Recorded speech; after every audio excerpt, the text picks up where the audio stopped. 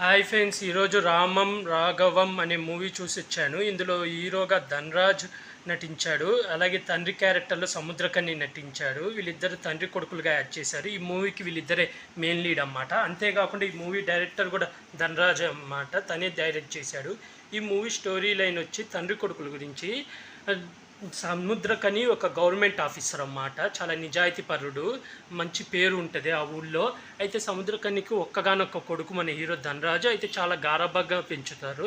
అయితే హీరో గారాబంగా పెరగడం వల్ల పెద్దయినాక చదువుకోకుండా తిరుగుతూ బేవస్గా తిరుగుతూ బెట్టింగులు చేస్తూ అలా తిరుగుతూ ఉంటాడు అన్నమాట, గాలికి ఏ పని చేయకుండా. దాంతో సముద్రకన్యకి కోపం వచ్చి ఎలా అయినా కొడుకుని మార్చాలని కోపంతో ఎప్పుడు తిడుతూ కొడుతూ ఉంటాడు. దాంతో హీరో వాళ్ళ నాన్నని చంపేయాలి అని అనుకుంటాడు. ఆ తర్వాత ఏం జరిగింది, హీరో వాళ్ళ నాన్న సముద్రకన్యకి తన కొడుకు తనని చంపాలనుకుంటున్నాడని తెలిసిన తర్వాత ఏం చేశాడు, సో చివరికి హీరో మారాడా లేదా, హీరో ఎందుకంత చెడ్డవాడిగా మారాడు, చివరికి ఏమైంది, తండ్రి కొడుకులు ఇద్దరు కలిశారా లేదా, వాళ్ళ తండ్రిని హీరో అర్థం చేసుకున్నాడా లేదా, తండ్రి కొడుకుని లైఫ్లో బాగు చేశాడా లేదా అనేది ఈ మూవీ స్టోరీ లైన్.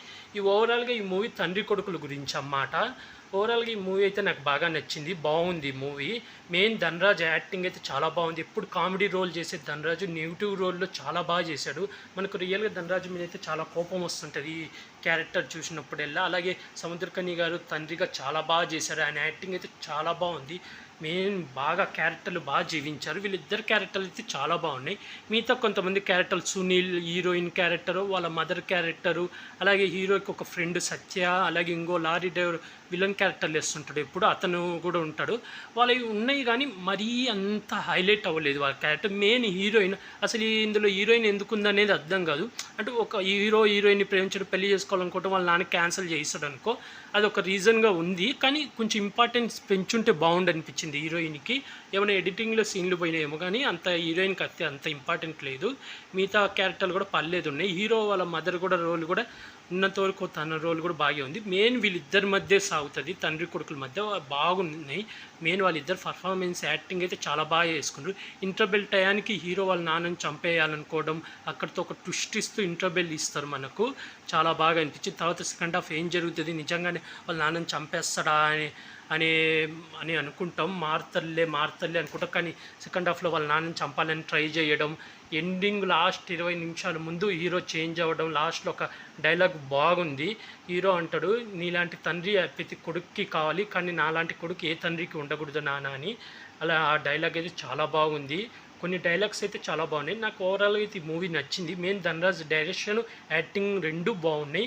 మీరు ఎవరైనా చూడకపోతే చూడండి, ఈ మూవీ అయితే చాలా బాగుంది. మెయిన్ తండ్రి కొడుకుల సెంటిమెంట్ అయితే నాకు చాలా బాగా నచ్చింది. మిగతా క్యారెక్టర్లు ఉన్నంతవరకు పర్లేదు, బాగానే నటించాడు.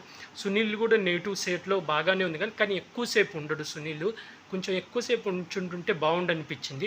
అలాగే తండ్రి క్యారెక్టర్లో సముద్రకని గారు చాలా బాగా యాడ్ చేశాడు.